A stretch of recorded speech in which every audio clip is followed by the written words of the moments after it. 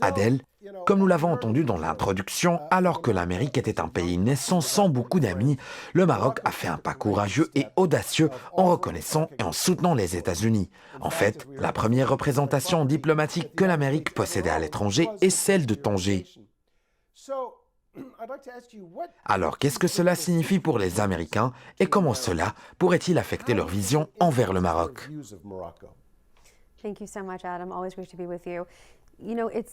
Merci beaucoup, Adam. Toujours heureuse d'être avec vous.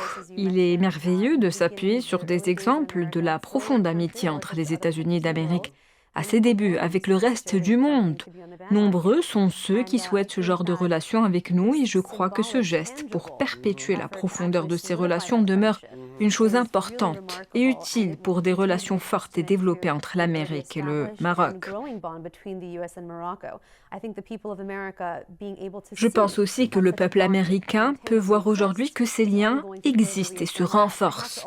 De même, le type de ces liens n'est pas une chose étrange en Amérique, car il existe bien l'exemple de Gilbert du Motier, marquis de Lafayette, un aristocrate, officier et homme politique venu de France se battre aux côtés des Américains et qui fut l'un des premiers à faire ce sacrifice pendant la Révolution américaine. Il est le seul étranger dont sa statue se trouve à l'intérieur du hall du Congrès américain et semblable à cela vient le classement du Maroc, le pays qui parle l'arabe comme langue officielle et le français comme langue étrangère.